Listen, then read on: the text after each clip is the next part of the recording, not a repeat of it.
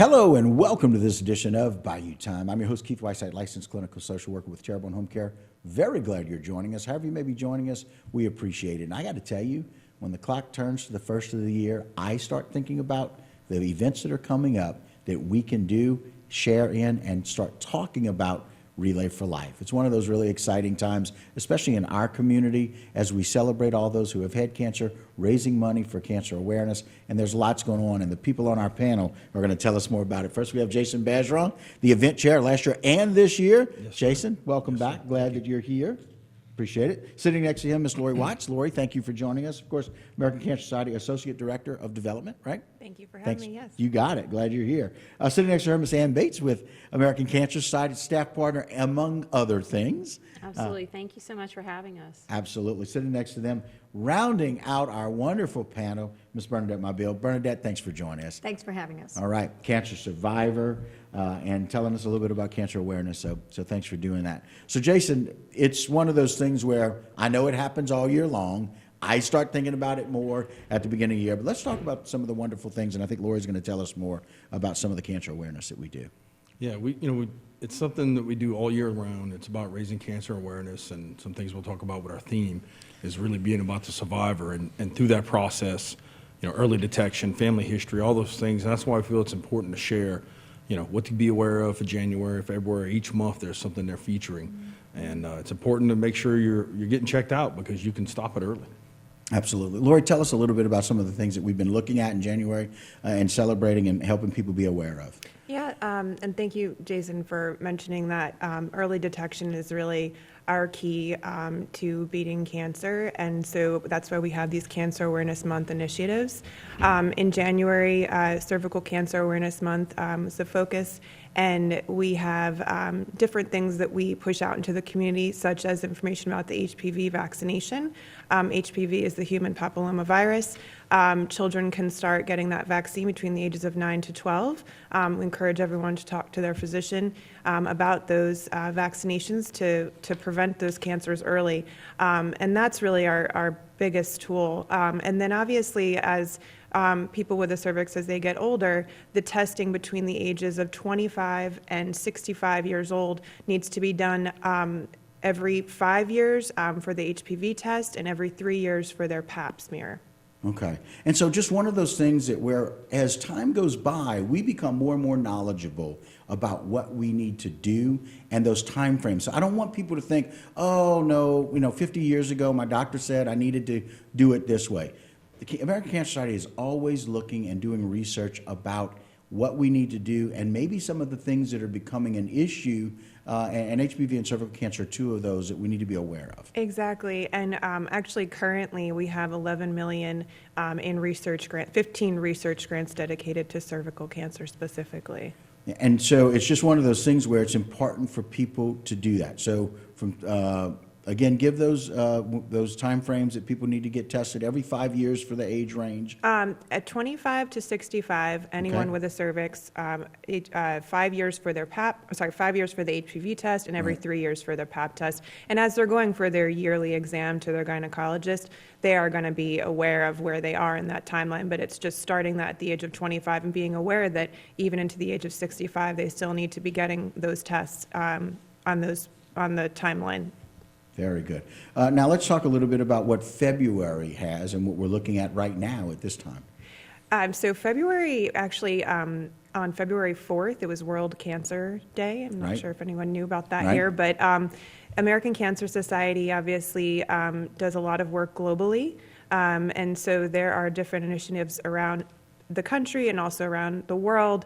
The American Cancer Society is working on to relieve disparities and health inequities. And also February is Black History Month. And so there's a lot of work the American Cancer Society does in the community with health equity grants and screening programs to reduce the disparities. And I got to tell you that just being a social worker, it's always makes me happy that we're looking at some of those issues, looking at the fact that there are some people that we're saying, hey, you need to do this, you need to get screened, you need to go to the doctor. There's a lot of people that can't afford it.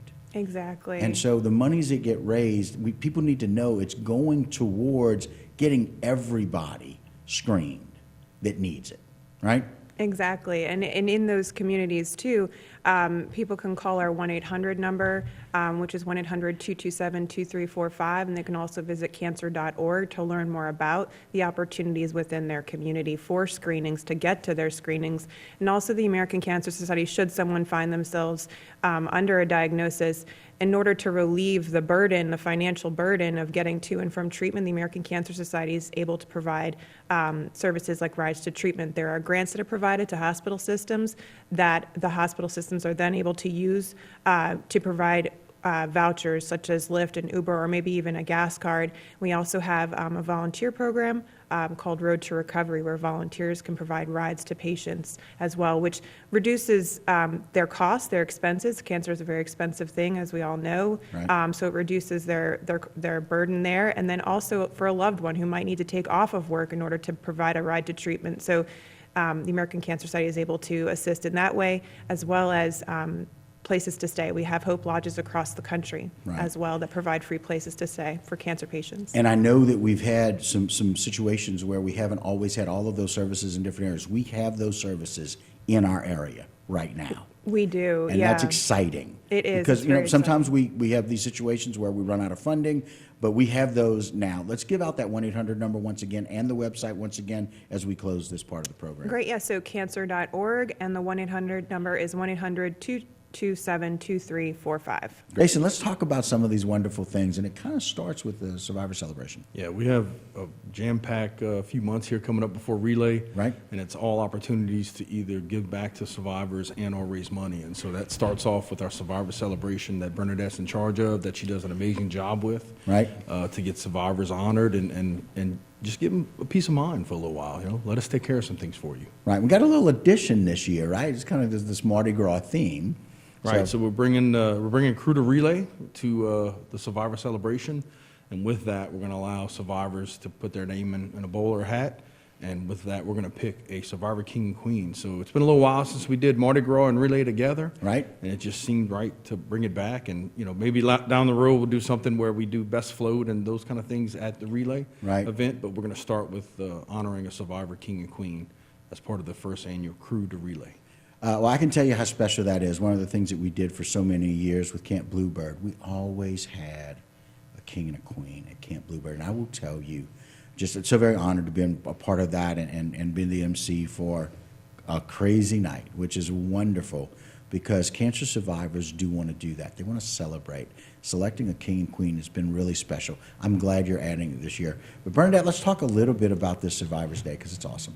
Our Survivor Supper this year will be held at the Women of the World on March 10th. We're going to open the doors around 5:30 to start greeting our survivors. We're inviting a survivor and a caregiver to come out, have supper with us. We're reaching out to the community for donations for our event. And again, it's March 10th, 5:30 to 7 at the Women of the World. It's our first in-person supper for our survivors since pre-pandemic. So we're excited to host that this year. And we're excited to have those people who are cancer survivors who are such a big part of that. And just being in that network, just being a part of one of those people that have dealt with that, and being able to have one of their caregivers come with them. What that does is it includes some people that are maybe struggling, right? And they don't feel like, oh, I can't go because I don't know that I can go by myself. Having a caregiver come with them is really special. It's important.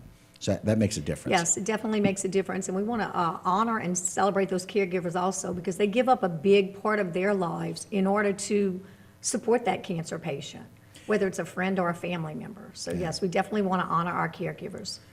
Okay. And then the Crew to Relay. Ooh. I said it right? Yeah, there you First go. time. Very good. I've been practicing for 10 minutes in my head. And so just really nice to be able to add that. And again, it makes it more special when we can really find a way to celebrate in ways that people in South Louisiana really celebrate. That's right. And you know, I had the conversation that just kind of hit me. We were talking about the Survivor Celebration, and I was like, have we ever done anything Mardi Gras related? And they said, well, it's been a little while. And I said, well, you know what? I'd love to get big and do some things where we have like a little parade at the event. I said, but at a minimum, we're going to start with a king and queen and build up from there. And I've reached out to some of the carnival clubs, still reached out to a few other ones, because we'd love to get the carnival clubs involved and where they bring something to the relay also and have them a part of the community. Well, and look, it's such a big celebration. All of the timing of this kind of goes together as, Mardi Gras kind of leads up to all of the different celebrations that we're doing. And so it's just really, really nice. So thank you, Bernadette, for being a part of and coordinating that and doing that. And so are we expecting a pretty good number of people? We're going to host 100 people, so 50 Nice. survivors and 50 caregivers is what we're thinking. And we're hoping to give out door prizes and play bingo and just have a few games and have fun with them that evening. So if somebody is interested, because I'm talking to you now, anybody interested in coming in to make a difference for our cancer survivors, who do they need to call and how can they reach out to you, Bernadette? They need to register Okay? online through our Relay for Life of Terrebonne Facebook page or our Relay for Life of Terrebonne website. Okay. And then we'll get them an invitation to our event. Okay, very good. So they can just go to Relay for Life/Terrebonne. Yes. And that way they can kind of look. There's a Terrebonne, lot LA. of stuff. Terrebonne, LA, right. Yeah. So there's a lot of information on there that Yes. we can do that with. So Jason, one of the things that people talk about, why is it that you're asking for money? Why is it that we try to raise this money? We've raised a significant amount of money. You were event chair last year, and we raised about $370,000. $107,000. We were the 13th ranked relay in the nation. 13th in the nation. Yes. That's awesome. That is awesome. In this little bitty Lot of small great work. town of Houma in Terrebonne Parish, right? Yes, sir. Let's talk about where some of that money is going and how we've helped some people. So, at the end of the day, everything we're doing here, these events we're going to have that we'll talk about, I always want to understand where the funds go. And, last year we talked about how $20 million has come from American Society to Louisiana. And, I had conversations with Ann. I was like, I want to know what that local impact is. And so just as it relates to the Hope Lodge, we've been able to fund Terrebonne Parish resident stays at the Hope Lodge to the tune of $70,000 just in the last year. So just in 1 year, of that $370,000 that was raised, $70,000 came directly to people who live in Terrebonne Parish. Yes, sir. That is money staying at home. That is money going to identify the needs of people at home. Y'all talked about it a little bit earlier. Help with getting back and forth to the doctor is an important thing. Help staying where you need to stay to get your treatment is a big thing. And y'all are doing that. And so if people hear anything from what they're listening to and all the wonderful events and the cancer celebration and being at a little Mardi Gras theme and finding the king and queen, know that of the large amount of money that was raised for Relay for Life in 2022, $70,000 was spent to help people in Terrebonne Parish. So, Ann, let's talk a little bit about how we've been teasing people about what to do. Let's tell them how they can get involved before Jason shares with us all the wonderful events coming up.